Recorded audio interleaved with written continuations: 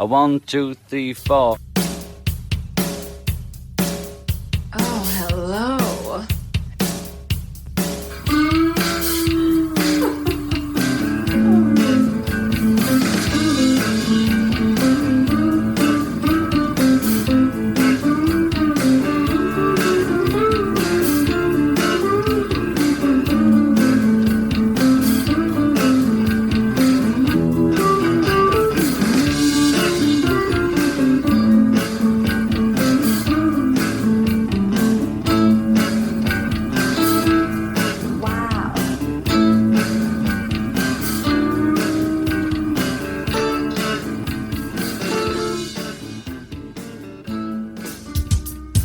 Welcome, friends of the show. We are back with another episode of the Serious Rock Talk podcast. Ooh, all right.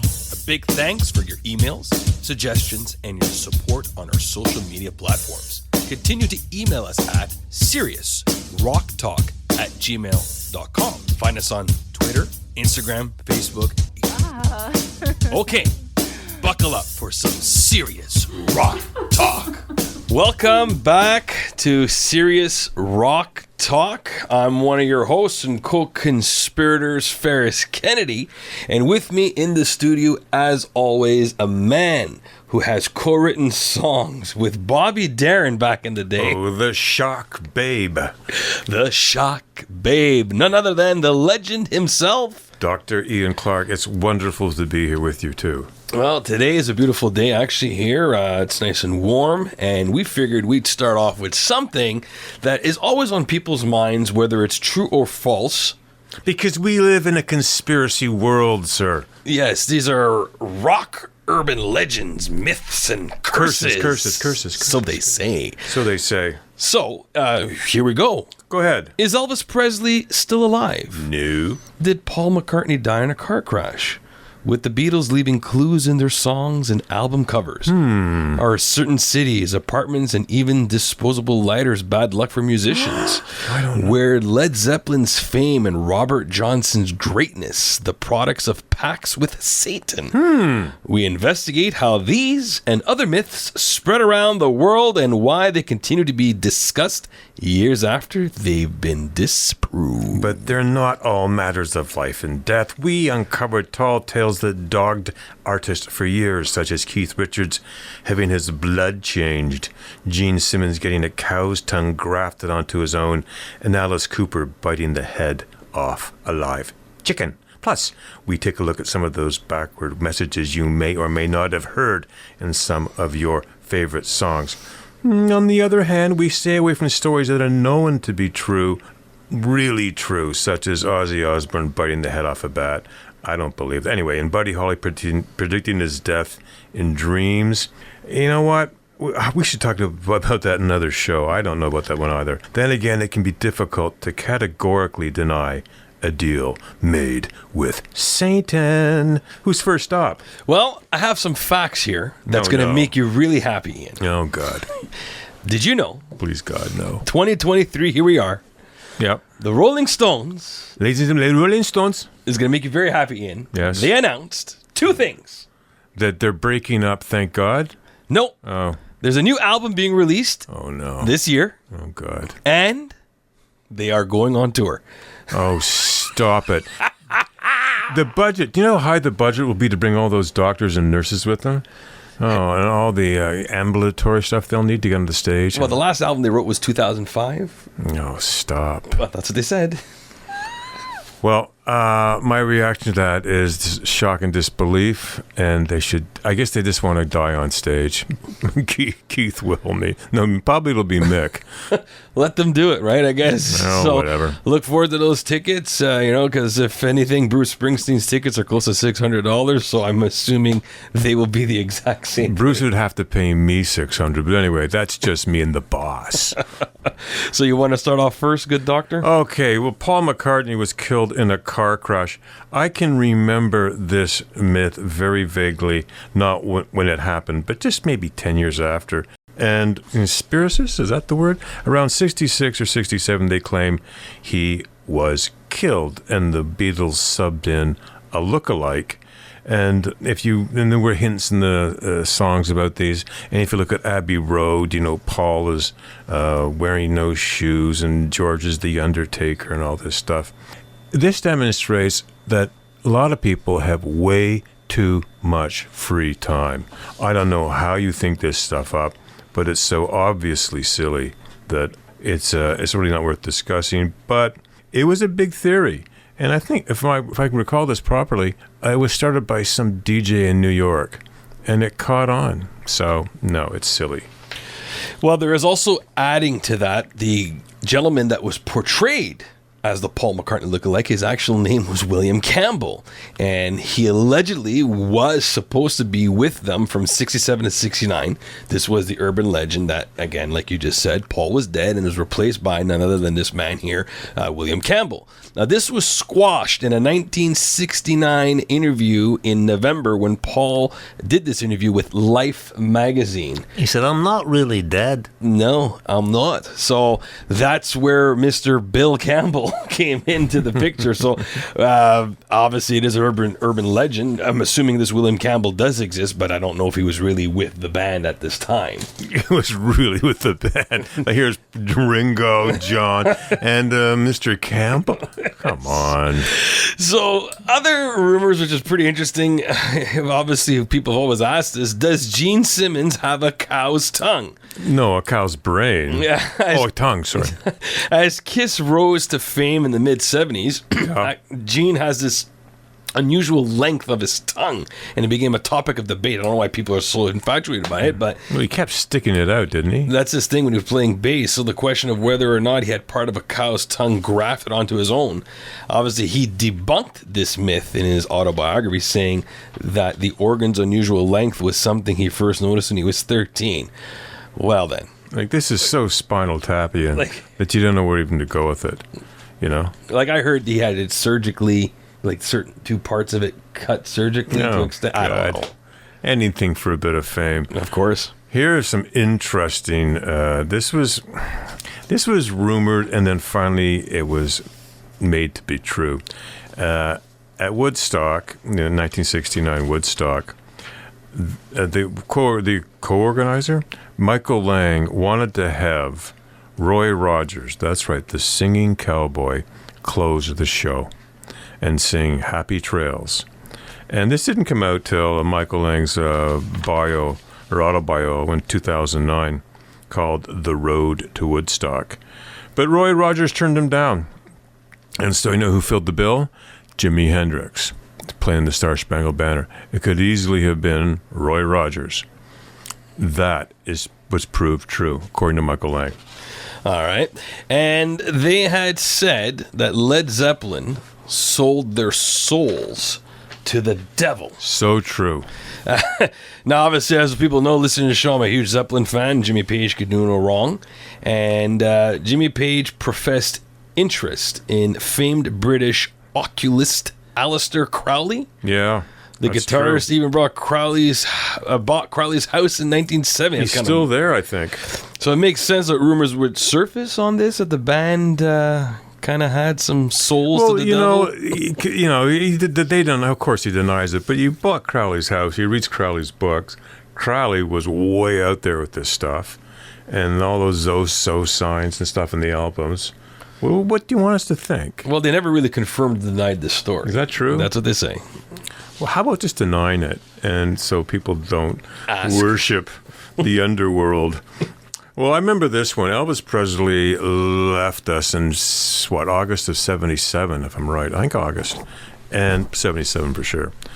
And almost immediately there were Elvis spotting hysteria. There's a few in Canada, a lot in the States.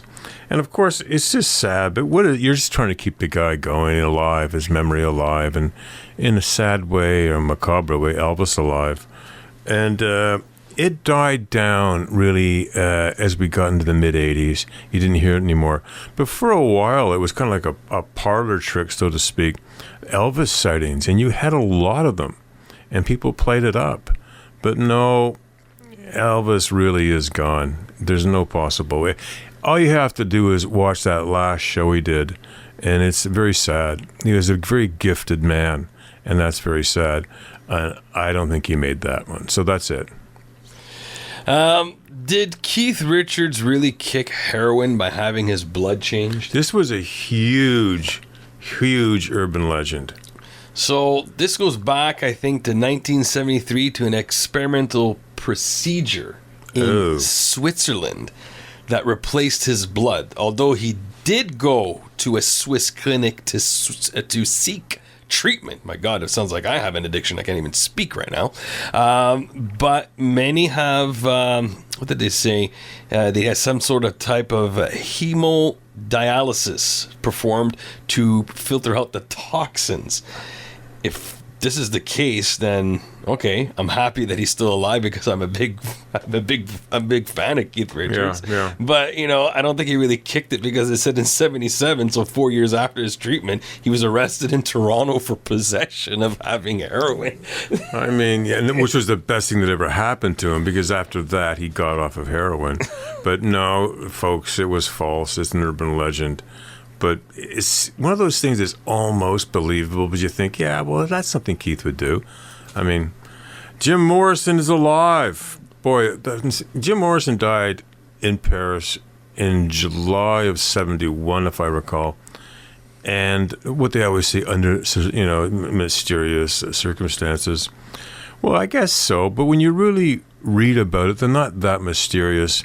And in fact, there's an interview, it might have been on YouTube, I saw it, and it's in French, with one of the ambulance attendants that came to the apartment in Paris and got Jim Morrison's body. And yeah, it was Jim Morrison. But I think a lot of it has to do with the nature of the Doors' music. This Is the End, My Friend, and all this stuff. That kind of spooky stuff they got going. It parlayed very well into Morrison's mysterious death. And, if it had been pumped up sunshine music, it wouldn't have mattered as much. And a little bit shamelessly, Ray Manzarek, until really the 80s, played with the kind of confusion around Morrison's death. And I think he even wrote a book in which he hypothesized, what if there was this rock star from the 60s living on a deserted island, etc. Like, Ray kind of stretched this for the Doors' longevity. You can't be blamed for it, but in the end, no pun intended, Jim Morrison isn't leaving Père Lachaise Cemetery anytime soon. Ian, this one here, backward masking, I think you know this a little bit better than I do. Well, that's when you stop. I buried Paul. Yeah, that's something of Twin Peaks. Backward masking was when they thought that rock musicians were putting kind of messages, subliminal, but recorded backwards on the vinyl. And often these messages were satanic, or these messages were designed to corrupt youth. And they thought the Queen had one, another one, Bites the Dust. They thought the one was in Revolution No. 9 by the Beatles. Revolution No. 9, by the way, you can play it anyway and it doesn't make sense. A lot of bands, ELO, Zeppelin, of course, Eagles, Hotel California. People forget when Hotel California came out, a lot of fundamentalist Christians in the States were quite upset by it. Because if you listen to even the song Hotel California, it really does sound like a purgatory heading into hell. And there's a mysterious aspect to that whole album. But anyway, you can play all those albums back and you won't hear a thing. Pink Floyd was always getting hit for it. And finally, they decided to have fun with it. And I think Ozzy Osbourne, I think on one of his albums, one of his songs, what he said, your mother sells whelks in Hull, was a super British expression if you play it backwards. Well, that's the Bloodbath in Paradise, yeah. So they started to have fun with it.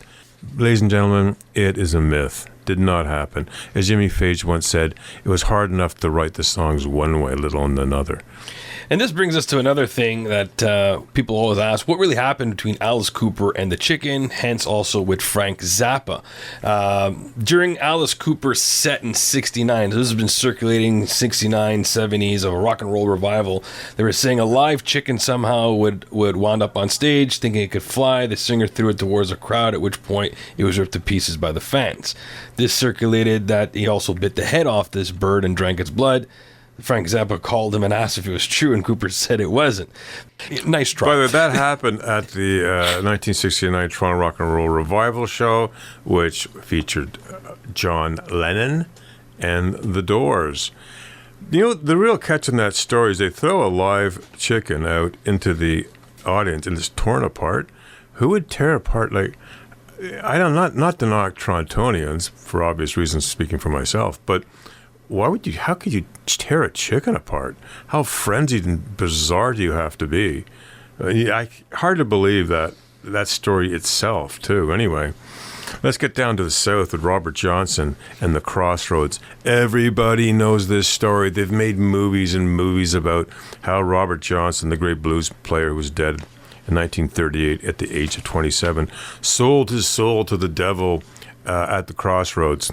The idea being that Robert Johnson was picked up a guitar and was plunking away on it down in Mississippi. He wasn't doing too well. He went away for a few months, came back, and he was at genius level. And everyone thought, well, the only way that happened is he sold his soul to the devil. And everybody knows you have to go to the Crossroads, in the middle of nowhere, really, and make a deal. And because he died, I guess in 1930, as I said, at age on 40 to 27 club, he was one of the first. He was either poisoned by a jealous husband or he died by syphilis. They don't know. The poison, from what I've read, the poison sounds probably like what happened to him. There's been this mystery about Robert Johnson and making a deal with the devil, and I personally believe it. Yeah, it's a great story, right? Because the guy comes back. Who knows how he learned? But you don't know. Maybe he really was good, and people just said he was bad. I don't know. Well, here's something that's pretty interesting. Are white Bic lighters bad luck? They sure are. Well, so they say in 2011, a poster on the pro-marijuana website, highdees.com, suggested that, according to their autopsies, Janis Joplin, Jimi Hendrix, Jim Morrison, and Kurt Cobain died with white Bic lighters in their pockets and were bad luck. Interesting, we just talked about Robert Johnson, who started the 27 Club. Add these 4 other members to it. But Snopes debunked the theory by noting that Bic didn't begin selling disposable lighters until after Joplin, Hendrix, and Morrison had died. Plus, Morrison died in a bathtub and did not have an autopsy. A couple of lighters were spotted at the scene of Cobain's death, but they weren't white or in his pocket. Yeah, it's just, you can see this is so transparently made up. You know what I mean? They're like fishing. They're fishing for stories. Well, just kind of do your homework. Bic wasn't around in 71 to do this, like it was whenever these guys died. It's just, is Elvira the stripper on the cover of Tom Waits' Small Change album? Yeah, I remember this one. Elvira, you might know, most people do, promoted herself as Mistress of the Dark. Her real name was Cassandra Peterson, and she was a model in Los Angeles before she adopted the Elvira Mistress of the Dark persona. And people thought that it was her. She had stripped down pretty well to nothing, they thought, on the cover of Tom Waits' 76 album, Small Change. Now, over the years, she has kind of strategically played with it, saying she can't remember anything from that time, etc., etc. Well, it came out in 2009, no, maybe a bit before that the real woman who posed, they found her, and Velvira dropped the story. So I don't really blame her for using it as a bit of a prop for her career, so to speak, but she would have remembered very well. You wouldn't, Tom Waits was kind of a big noise back then. You would have remembered posing for the album. So, no, it's not. You look at the album on the internet, that's not her on the album cover. Well, she was a prominent icon throughout the 70s, sure. 80s. Yeah. So bringing into other interesting things, the curse of San Francisco. Well, like the mamas and papas says, if you're going to San Francisco, All right, so be sure to wear flowers in your hair. But the idea of And take a shower, too. but the idea of San Francisco being a death knell Oh, please. for rock groups was posted by Ian, your friend Dan Arbach of the Black Keys. Oh, I go to him for all this, yeah. That's right, and they're from Akron, Ohio. Ohio, actually. Yeah. And as his bands, I don't know why I remember that. His Devo, too. Devo's from Akron? Yeah. Oh, wow. Okay, so that's two bands. and actually, the Black Keys are just two members, Patrick and Dan. That's it. Yeah. As his band's exhausting 2015 tour came to the end in the city, he realized that three of rock's most legendary groups, the Beatles, the Bands, and the Sex Pistols, played their last concerts there. Okay. Well, that's not right. No, that's not right. First of all, I would never put the Sex Pistols in the same sentence as the Beatles and the Band. Scrap that. Sorry. But I don't buy that one bit. They're talking about, giving the Beatles merely gave up touring after their 29th of August 1966 concert at Candlestick Park. Really? Yeah, that was their last. But they also played at 69, that kind of goofy little concert, that sad little thing on the rooftop. So it really was not their last concert. I don't know. It's a little. That's a lot of. Yeah, it's far-fetched. Talk about circumstantial stuff. It's just a silly thing. In San Francisco in the 60s was like a real drug mecca. So yeah, there were some deaths there. But people did die, but it's so ridiculous the way these things start. The old myth about Charles Manson, did he audition for the Monkees? Yeah, again, circumstantial stuff, you could kind of conflate this. You can see how it could happen. Because, yeah, Manson was there in the late 60s, and he knew Dennis Wilson, the Beach Boys, and he knew Terry Melcher, right, Doris Day's son, who did all the Birds, produced all the Birds stuff. So, yeah, he was kind of around.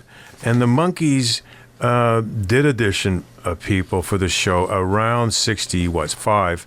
And in fact, Stephen Stills showed up, but they didn't hire him because he had bad teeth, they said. And so he went to Buffalo Springfield. Now, that's not a myth. That's true stuff. No, Charles Manson never auditioned for the Monkees. Again, and the proof is he was in jail.